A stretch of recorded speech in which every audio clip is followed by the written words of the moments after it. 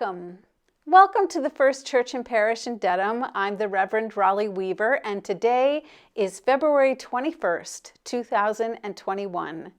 I'm so glad you can be here to celebrate Black History Month with us. Today we celebrate the life of Zora, Neal, Hurston, and our opening words come from her. But for the national welfare, it is urgent to realize that the minorities do think about something other than the race problem.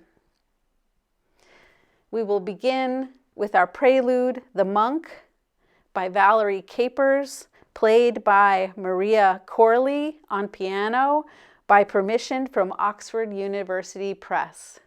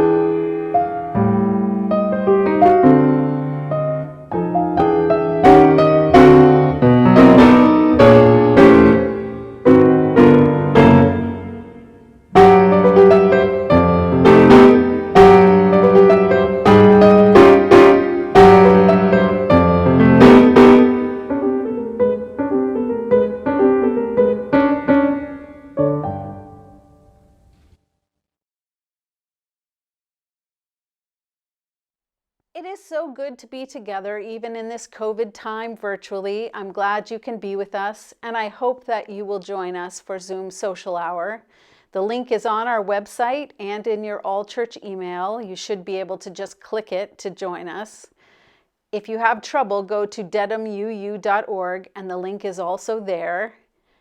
There are several opportunities to get together, including our Dismantling White Supremacy book group, where we will start reading individual books this month so that we can report to each other what we're learning, and also a daily meditation from 9 to 9:30. Please watch our website for all of our events, and if you do not receive our all-church email, contact the church office. I invite you now to relax into our introit, Guide My Feet, a spiritual performed by Derry Dalzall.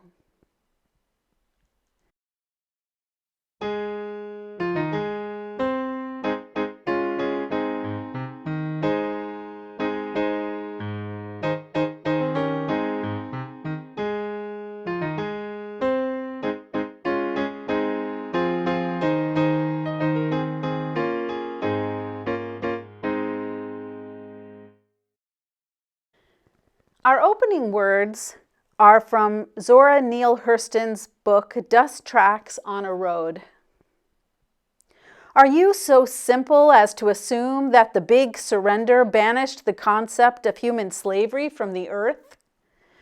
What is the principle of slavery? Only the literal buying and selling of human flesh on the block? That was only an outside symbol. Real slavery is couched in the desire and the efforts of any man or community to live and advance their interests at the expense of the lives and interests of others. All of the outward signs come out of that. Please join with me in singing hymn number 156 in your gray hymnal, hymn number 156, O Freedom.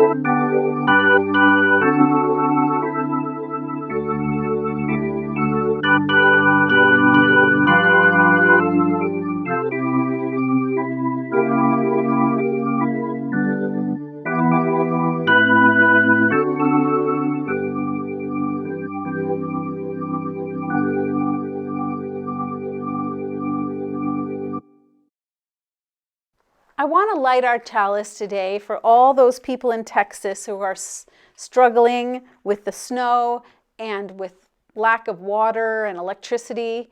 And I hope that every plumber that doesn't have enough work right now will find themselves en route to Texas to help them out.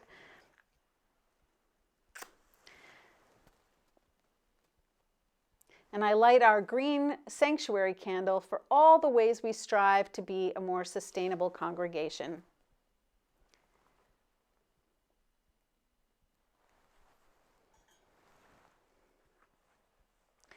Now I invite you to unmute yourself if you're joining us on Zoom and say with me the unison affirmation. Love is the spirit of this church, and service is its law. To dwell together in peace, to seek the truth in freedom, to serve humanity in love is our covenant with each other and with God. And now you can mute yourself again.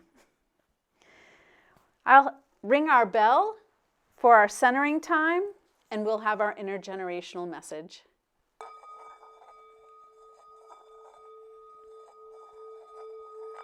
Let's bring this sound into our hearts and our minds and our spirits so we can open our listening.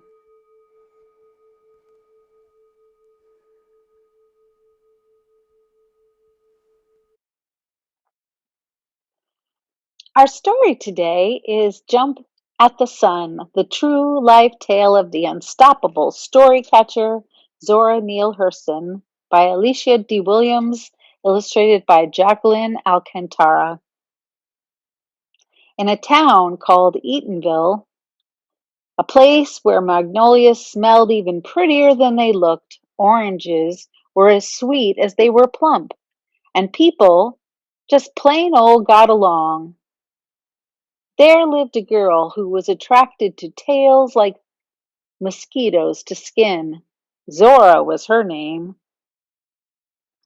Zora got to loving tales from hearing the townsfolk swap stories at Joe Clark's general store. Oftentimes, Mama sent her over to fetch a little sugar or salt, and Zora would stall and make a 10-minute errand last an hour just to overhear tales like how that trickster Brer Rabbit always got the best of Brer Fox. Only thing pulled her away was Mama calling, "Zora, if you don't come here, ooh, you better." When there were no errands to run and Zora couldn't get an earful of tales, she'd make up her own. She'd fashion dolls from scraps she'd found. A loose doorknob became Reverend Doorknob. The do not touch pears scented soap was carved into Mr. Sweet Smell. Ears of corn were hued and Miss Corn Shuck and Miss Corn Cob, and Zora had stories to tell, and stories needed characters. And when Mama sent Zora and her stories out of the house, Zora'd perch herself atop their gatepost, calling out to travelers, "Don't you want me to go to a piece of the way with you?" If a car stopped, Zora climbed right in, and she'd have those people laughing like she was storytelling at Joe Clark's porch herself. Then a half mile or so later, she'd hop out and stroll on home.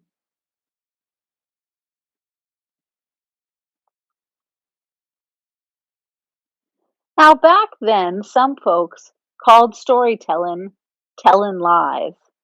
And if Zora's preachin' papa got home from church and caught her spoutin' 'em, he'd give her a lightning quick chase around. Even Zora's grandmother aimed to sting her backside, but could never, not with Mama's arms stretched wide as tree limbs. Truth was, Mama approved of Zora's storytelling. She didn't fancy the idea of her children tilling land, and she encouraged Zora to jump at the sun. You might not land on the sun, but at least you'd get off the ground. Well, Fact is, Zora clung to those words tighter than Brer Fox would have clung to Brer Rabbit if he'd even been able to catch him. Zora needed 'em too, 'cause one day Mama got herself a chest cold that wouldn't get better. Then one September evening, Mama closed her eyes for the last time, and Zora and her sister and her brothers were sobbing their hearts out that even the house seemed to mourn. 2 days later, Zora's only sister and older brother headed back to school. Papa was already on the road preaching. His boys seemed manageable, but his tale-telling girl was too much for him to worry about. So 2 weeks after the funeral, he shipped Zora off to Florida Baptist Academy boarding school. Zora dug her nose in books, intent on reaching the sun. It was what Mama had always taught her to do after that all. Then her papa got a new wife who was stingier than a peacock, and Zora's stepmother tight-fisted their money. School fees went unpaid, and back to Eatonville Zora went. To hear Zora tell it, back home the walls were gummy with gloom, with her little brothers in ragged, dirty clothes. This was wrong, and Zora made it known. Fussing and fighting commenced from the kitchen to the gatepost. Finally, her stepmother pointed to the door and stomped 14-year-old Zora down the dusty road. There wasn't time for Zora to be pondering the capers of Brer Rabbit. She had to earn her keep, but she was better at storytelling than holding a job. She was fired from maid jobs for reading the employer's books instead of cleaning. She up and quit babysitting her oldest brother's children when he quit on his promise to let her go back to school. For 12 long years, she traveled from job to job, from Florida to Baltimore, in and out of schools. Zora was miserable, except for when she spooned out Eatonville trickster tales to whoever'd sop 'em up. And sakes alive, folks were hungry. The sun, however, was getting antsy, waiting on Zora, so he called down, saying, "Ain't you supposed to be meeting me up here?" Reckon Zora was getting antsy too. How was Zora to jump all the way to the big old yellow by doing what made her happiest? And Zora was happiest at school and hearing those stories. In Baltimore, 26-year-olds couldn't go to public school for free, so Zora told a tale of her own, and she chopped her age to 16 and then plunked herself down in a high school classroom. Even though she had a lot less money than the other students, Zora walked through the halls like her shoes were lined with gold. That girl was back in school. Woo-wee! The sun waited patiently for 2 more years until she graduated and then called out, "Jump, Zora, Zora!" So she did. Howard University. The best part? All those years of tarrying around Joe Clark's and making up tales out of corn husks paid off. She paid She shared her tales with the director of Stylus, the college's literary club, and was offered a membership. Zora not only wrote for their magazine, but the door opened up to other events. She met successful writers like W.E.B. Du Bois, who wrote the book she loved, The Souls of Black Folk. Soon she got to thinking, I want to be a famous author too. So Zora jumped again. She got herself a typewriter and her fingers got to tapping, and all her Eatonville memories poured into those pages.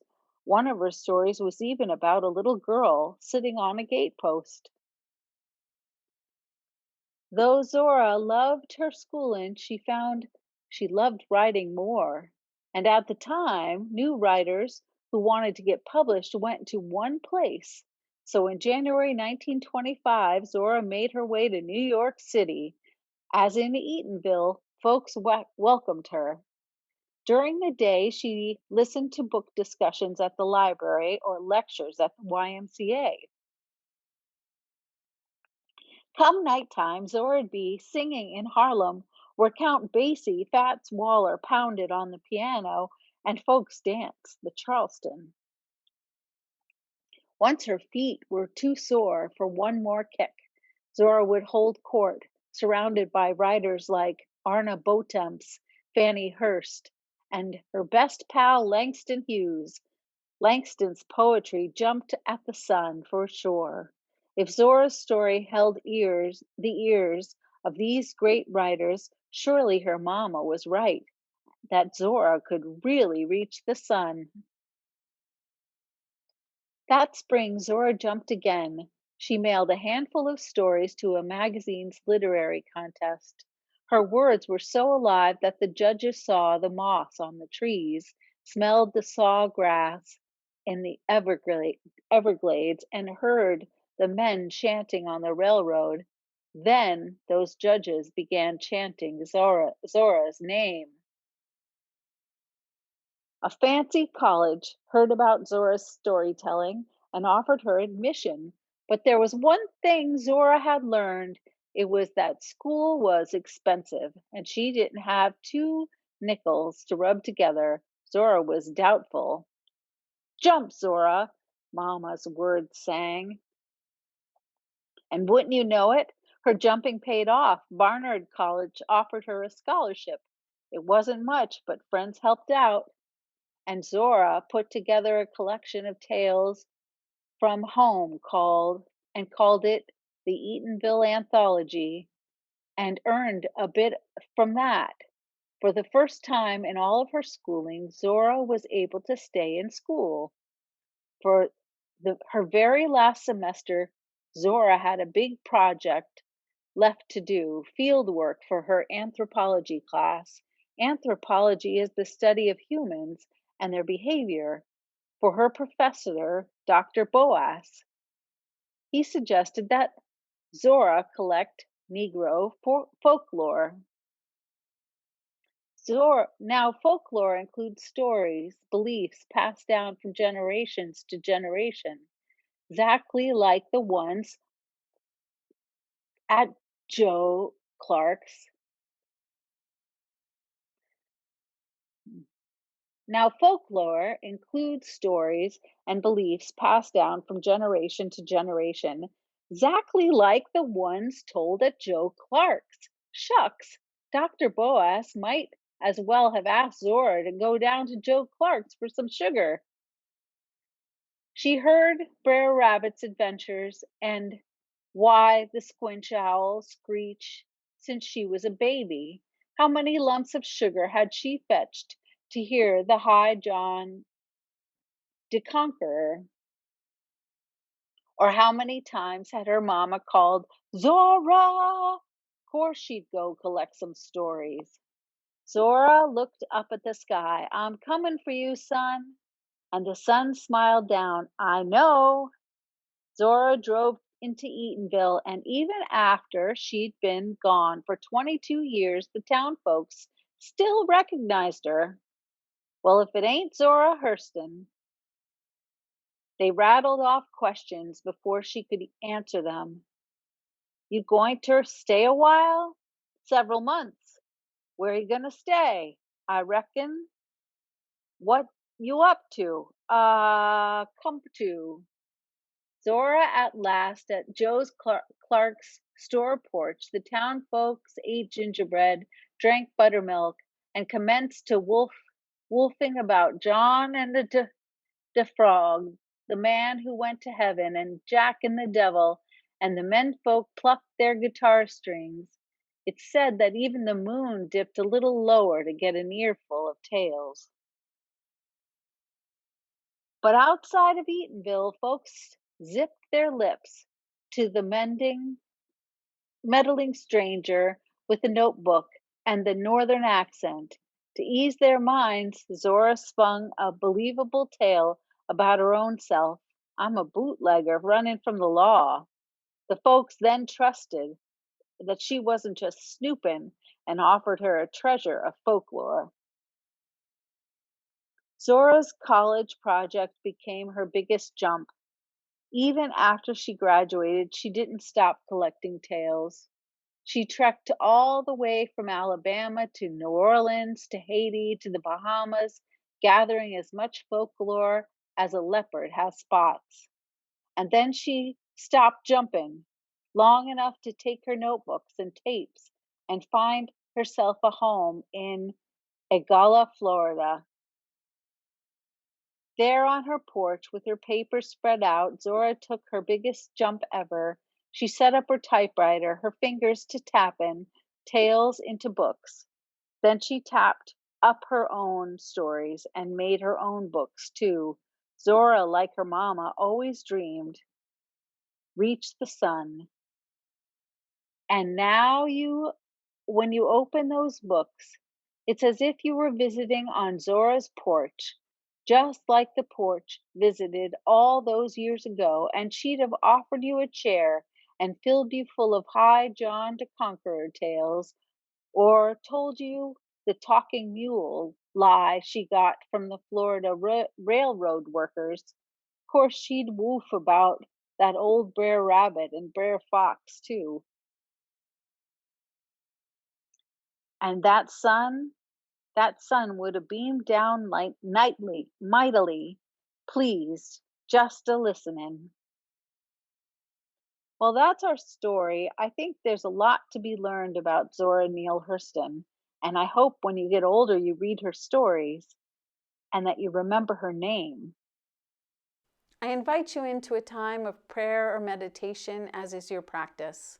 We will begin with a meditation on breathing by Sarah Dan Jones, performed by our First Church Choir and mixed by our music director, Derry Dolezal. Let's begin by breathing in through our nose and out through our mouth. Breathing in peace and breathing out love.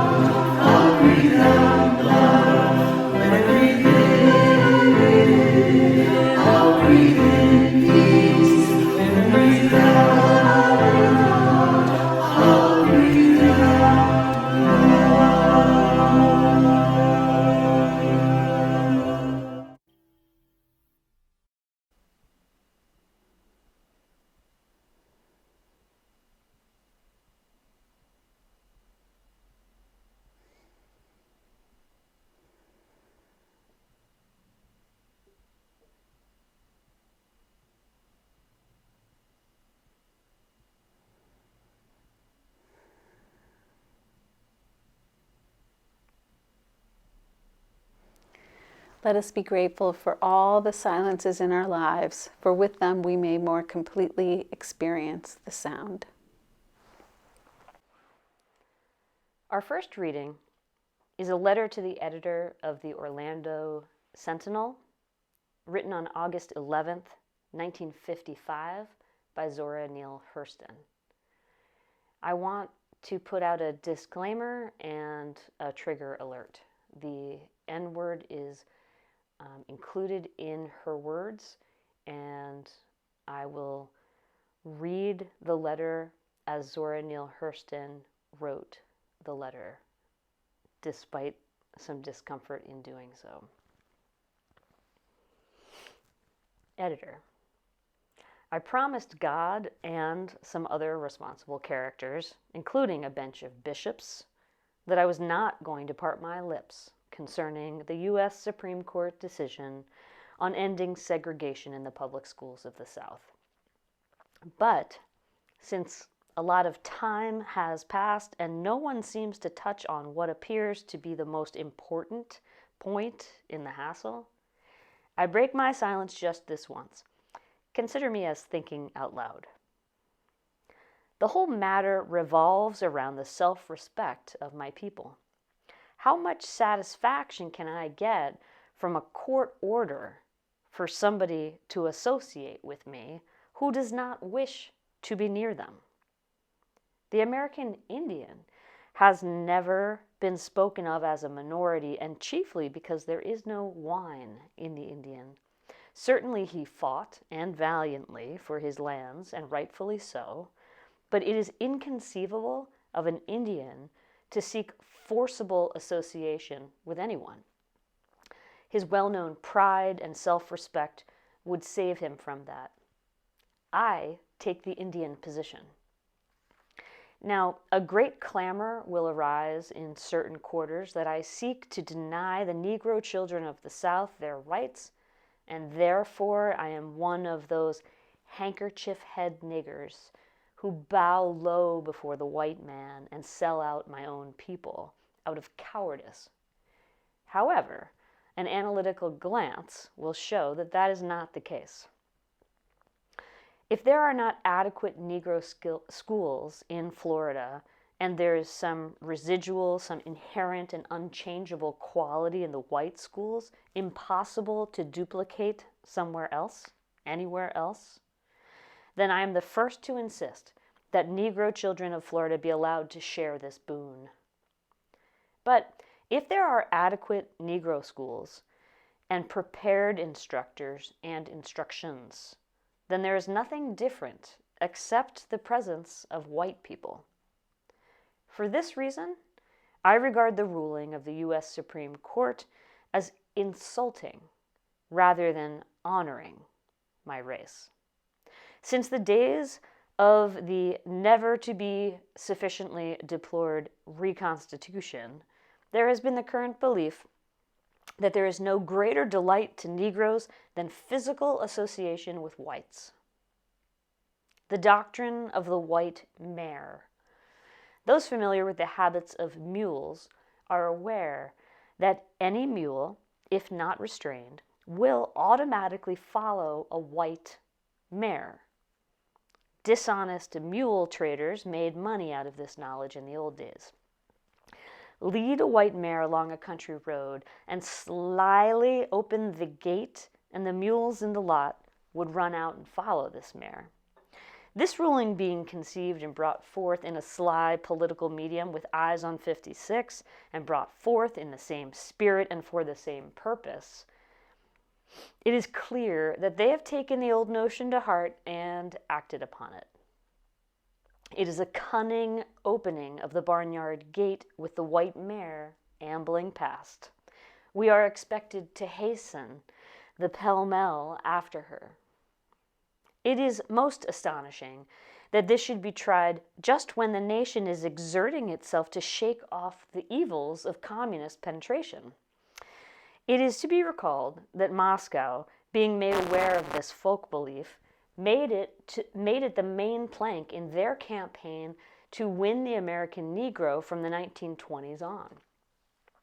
It was the come on stuff. Join the party and get yourself a white husband or wife. To supply the expected demand, the party had scraped up this and that off park benches and skid rows and held them in stock for us. The highest types of Negroes were held to be just panting to get hold of one of these objects. Seeing how flat that program fell, it is astonishing that it would be so soon revived. Politics does indeed make strange bedfellows. But the South had better beware in another direction. While it is being frantic over the segregation ruling, it had better keep its eyes open for more important things. One instance of government by fiat has been rammed down its throat. It is possible that the end of segregation is not here and never meant to be here at present, but the attention of the South directed on what was calculated to keep us busy while more ominous things were brought to pass. The stubborn South and the Midwest kept this nation from being dragged farther to the left than it was during the New Deal. But what if it is contemplated to do away with the two-party system and arrive at government by administrative decree? No questions allowed and no information out from the administrative department. We could get more rulings on the same subject and more far-reaching any day. It pays to weigh every saving and action, however trivial, as indicating a trend. In the ruling on segregation, the unsuspecting nation might have witnessed a trial balloon. A relatively safe one, since it is sectional and on a matter not likely to arouse other sections of the nation to the support of the South. If it goes off fairly well, a precedent has been established. Government by fiat can replace the Constitution. You don't have to credit me with too much intelligence and penetration, just so you watch carefully and think. Meanwhile, personally, I am not delighted. I am not persuaded and elevated by the white mare technique. Negro schools in the state are in very good shape and on the improve. We are fortunate in having Dr. D.E. Williams as head and driving force of Negro instruction. Dr. Williams is relentless in his drive to improve both physical equipment and teacher quality. He has accomplished wonders in the 20 years past, and it is expected that he will double that in the future. It is well known that I have no sympathy nor respect for the tragedy of color school of thought among us, whose fountainhead is the pressure group concerned in this court ruling. I can see no tragedy in being too dark to be invited to a white school social affair. The Supreme Court would have pleased me more if they had concerned themselves about enforcing the compulsory education provisions for Negroes in the South as is done for white children. The next 10 years would be better spent in appointing truant officers and looking after conditions in the homes from which the children come. Use to the limit what we already have. Them's my sentiments, and I am sticking by them. Growth from within. Ethical and cultural desegregation. It is a contradiction in terms to scream race pride and equality while at the same time spurning Negro teachers and self-association. That old white mare business can go racking on down the road for all I care. We invite you to enjoy the anthem called Billy's Song by Valerie Capers with Maria Corley on piano. This is from Soulscapes, put out by Albany Records and used by permission.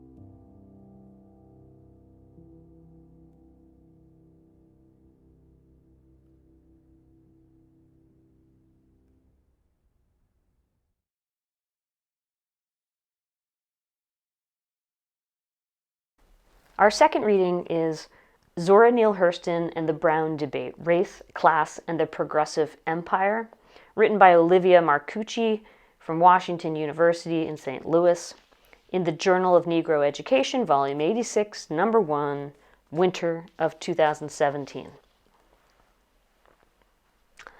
On May 17, 1954, the all-white Supreme Court handed down a decision to end the de jure segregation in schooling.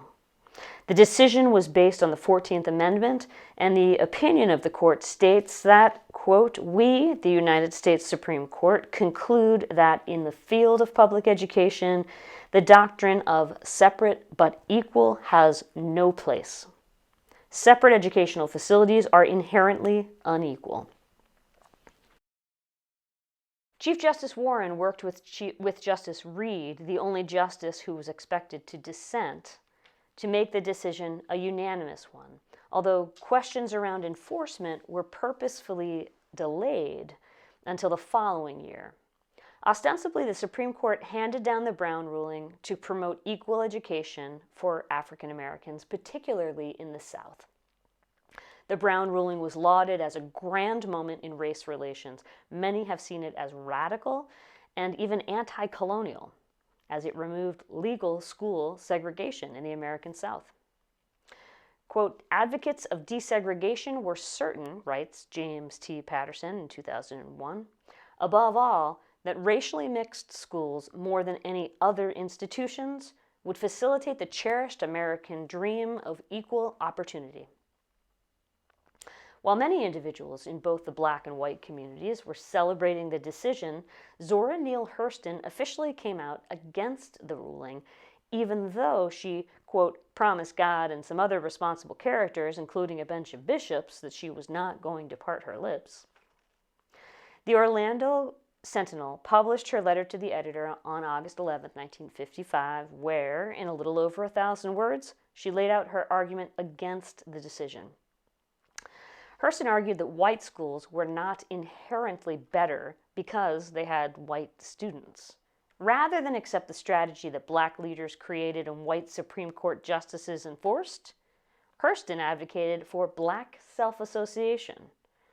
Self-association would promote self-respect of her people, which was Hurston's ultimate objective. It is impossible to understand this letter to the editor without understanding the biographical context from which it came. Her background is as relevant to this analysis as the words that she wrote. In 1955, a mere 5 years from death, Hurston was near destitute, in and out of welfare homes and working jobs as a maid and a clerk to make ends meet. While she was once a darling of Harlem Renaissance and a Langston Hughes endorsed niggerati, by the 1950s, Hurston had settled into a belligerent conservatism. Hurston's personal problems, which eventually left her dying in poverty, stem from her professional fall from grace. Hurston's reputation and cultural clout fluctuated because of her ideas on race. This fall from grace stemmed in part from her professional background in folkloristics and from her insistence on curating black folk traditions and using black vernacular. The real reason Hurston's reputation declined between the 1940s and the 1970s was that as the civil rights movement led most intellectuals to regard Southern black folk culture as a residual symptom of slavery and segregation, the curatorial impulse of the 1930s, when Hurston had traveled with Alan Lomax, collecting samples of black folk music for the Library of Congress, gave way to the imperatives of integration and assimilation. Hurston's characters, who tend to speak in dialect, became faintly embarrassing. Her affection for the sealed black world in which she had grown up came to seem, in other words, politically retrograde. Please sing with me hymn number 150 in the gray hymnal, All Whose Boast It Is. Hymn number 150.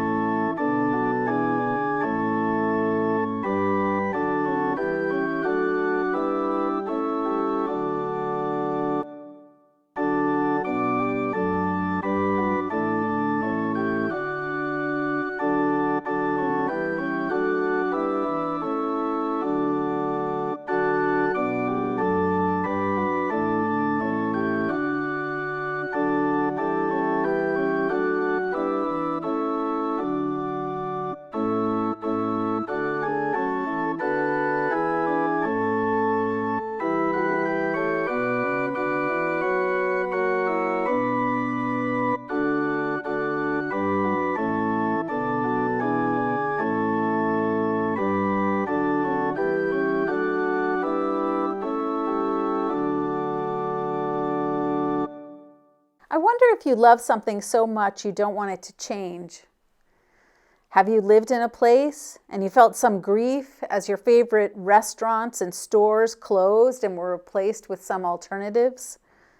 Do you ever look back at the way things once were and wish you could go back to that seemingly more perfect time in your life? I think this is what many people in our town and our state and our country are feeling. And I believe it is a very normal feeling. At first pass, you might look at Zora Neale Hurston's work and think it too was an attempt to preserve and protect a way of life that was changing and being more globalized or Americanized. Even her letter to the editor, which I felt necessary for Jenny to read in full today, sounds, when not in the context of history, to be a cry to turn back the clock and keep things as they are, mixed with an ardent refusal to see what progress or good might come from the Supreme Court's decision of Brown versus Board of Education. As a special education teacher, for many years I know the good that came from Brown versus Board of Education in allowing students with disabilities to receive better education. And I had never considered what was lost in an attempt to homogenize everyone into the same classroom. This is why we need cultural anthropologists, such as Zora Neale Hurston. We need to preserve all the different parts of all the stories, the ones that are lost when progress steamrolls over human differences. Zora Neale Hurston had an uncommon voice, using fiction writing and filmmaking to preserve the African American way of life that was being decimated. To my knowledge, there was only one other cultural anthropologist in the early years of anthropology that used fiction and playwriting as a form of preserving and protecting a way of life, and that was John Millington Synge, an Irish anthropologist and folklorist who was friends with William Butler Yeats and spent his life trying to preserve and record the dissolving Irish way of life through literature and art. Last week, in my role as denominational counselor at Harvard Divinity School, I was privy to a conversation among the Div students. They see congregations, districts, and the UUA defunding and not investing in our youth and young adult programs, and are concerned about that impact and what that has had on maintaining members in the wider UU movement.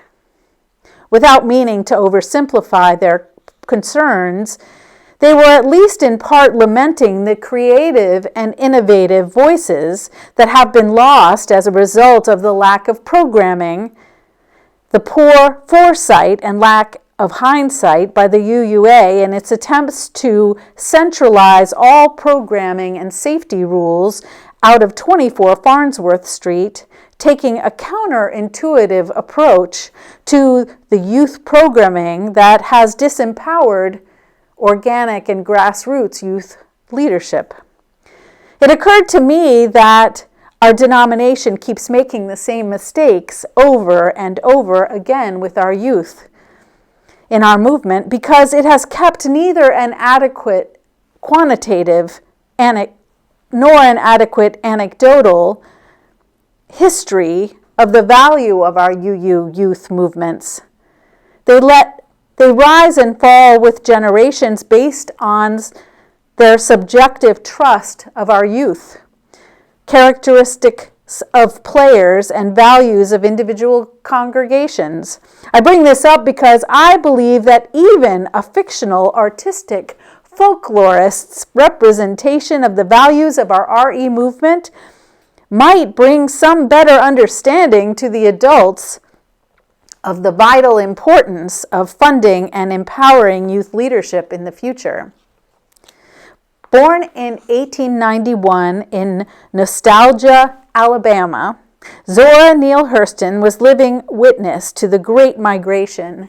Yes, She lied about her age so that she could finish her high school education after her father refused to pay her tuition.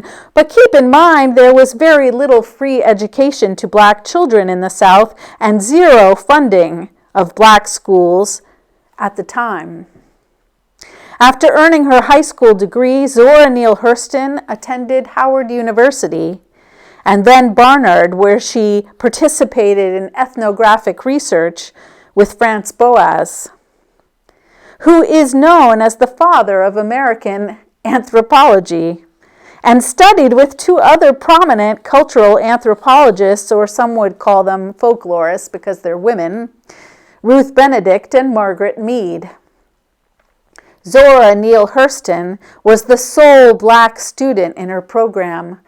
Hurston met Charlotte Osgood Mason, a patron of African American artists such as Langston Hughes. Hughes and Hurston would remain friends all of their lives. Having a group of friends and collaborators can help you accomplish more than any one of us can do alone. But financial backing is also important. Charlotte Osgood Mason and others like her who believed in preserving black culture enabled Hurston and Hughes and several other artists in Harlem and persevere through the Great Depression. Without the security that comes from both consistent funding and time, very few transformative, powerful endeavors would come to fruition. Think of the Sistine Chapel, or even landmarks such as the Golden Gate Bridge or the Eiffel Tower. Not one of those could be built without money and time. The same is true for great works of art and in-depth histories of youth movements. They all require money and time. Despite all of her early success, like so many other underpaid and underprotected black artists, Zora Neale Hurston died in poverty because instead of wanting to whitewash black history, she wrote about and preserved the tensions through literature. Some readers of her work felt she was working at odds with their efforts for equality. Yet even though both Martin Luther King Jr. and earlier W.E.B. Du Bois agreed with some of her concerns, when desegregation as a result of Brown versus Board of Education tried to harmonize an entire race of people, Zora Neale Hurston stood up for the importance of affinity groups and the preservation of culture. Zora Neale Hurston was pointing out in her work what Black Lives Matter activists are still trying to assert today, that white culture is not necessarily the right or better culture. This leads me to what I really want us to consider today. If First Church and Parish in Dedham wishes to become a more multicultural congregation, success in attaining this goal will not only be measured by the number of people of color in our pews. Numbers are simply measurements of diversity. To become a more multicultural church will also, and more importantly, be measured by the degree to which each individual entering our congregation feels fully respected and at home without checking some part of their history or culture or way of being at the door. This speaks not to diversity or making everyone equal, but to inclusivity and equity. It would reflect truly walking the walk of our first principle, the belief in the inherent worth and dignity of every person, if we were able to do that. We will know we have succeeded at this when we all consistently accept each other and each individual's experience and needs as equally valuable, true, and real, and legitimate, and strive to provide everyone with the support they need to have full access and the full benefit of all that we have to offer here. Our historically white congregation and denomination presents significant challenges to meeting our goals to become more multicultural.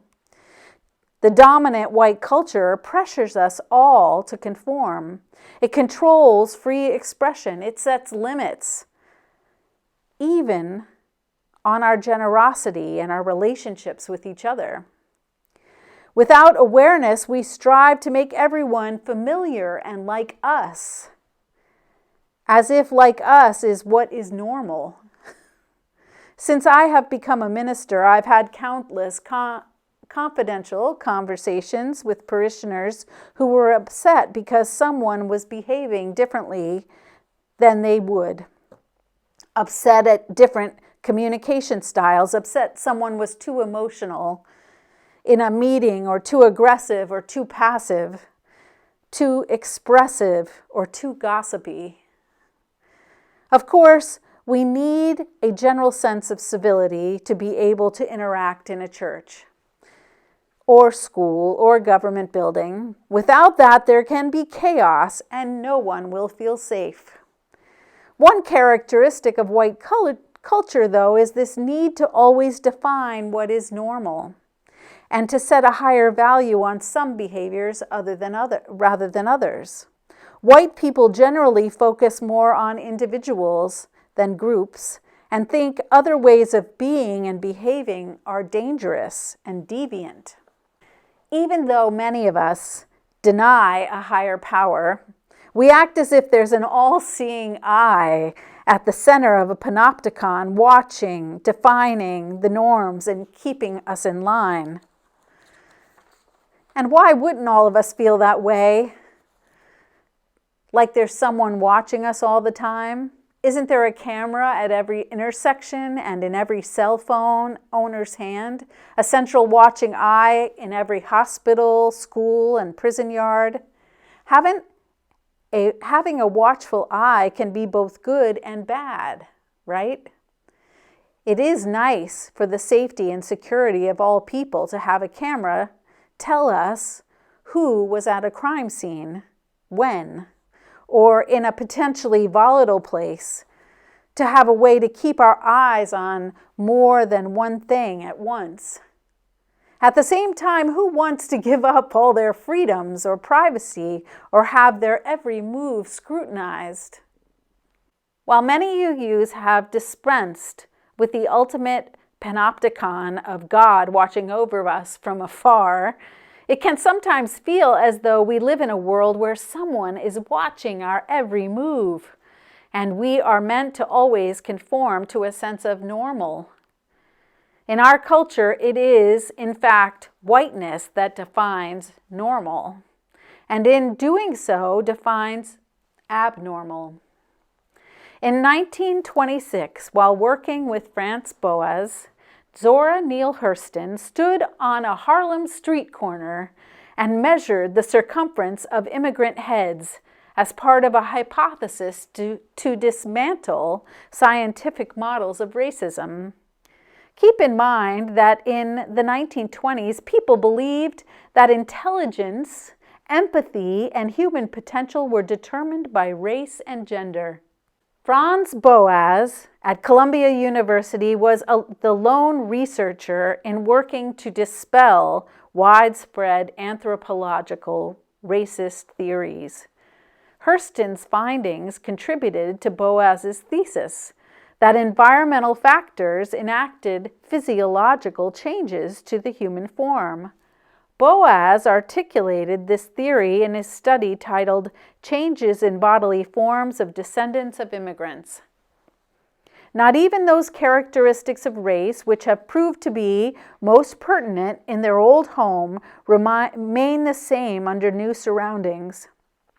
And we are compelled to conclude that when these features of bodily change, the whole bodily and mental makeup of the immigrants may change. These results are so definitive that while heretofore we had the right to assume that human types are stable, all the evidence is in favor of great plasticity of human types. This idea that even physical attributes could change harkened back to scientific theories of the 17th century, but had not held firm in the face of the racially charged scientific hypothesis and the social Darwinism it fueled. Our evolving understanding of human nature is in many ways similar to a Matryoshka doll with a big generalized sense of what we are and who we are, hiding smaller, more intricate understandings accessible only under closer examination. This is the cultural anthropology of Zora Neale Hurston, and that she was engaged in, that led her to the understanding that white schools did not always constitute better. A theory, I might add, that holds true with time. What America did when Brown versus Board of Education came down from the all-seeing panopticon of the Supreme Court was to make us all assimilate into one idea of success, much to our collective detriment. Thousands of Black teachers lost their jobs. Generations of Black children grew up without Black role models or a solid understanding peer group to help shepherd them through their teen years. White people maintained this idea of dominance and became complicit in the decimation of Black culture. Even our own children have lost a sense of the reality of the world by not having enough diversity among their student bodies or faculty. In many ways, when the UU districts underfunded and then defunded the UU youth movement, we lost the cultivation of peer leadership and peer support that would grow our UU movement into the future. I would argue that Brown versus Board of Education has served much the same purpose to Black and Brown communities by dismantling the opportunities for like-minded collaborators to grow leadership for the common good of the wider community. As we strive to be a more welcoming and inclusive congregation, I pray that we stop trying to make everyone be like us or to like us, and realize that we all need a safe place and a welcoming place and an understanding place to grow and transform. Let us also take a page out of Zora Neale Hurston's notebook and use art and science and a critical eye to understand both what is being offered in our times and what is being lost. I invite you to join with me in singing hymn number 152, Follow the Drinking Gourd.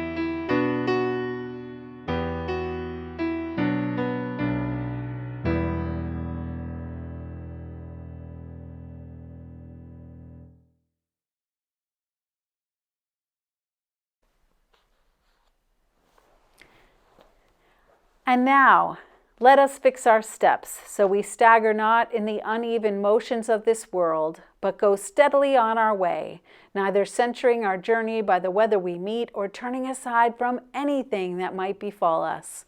Amen.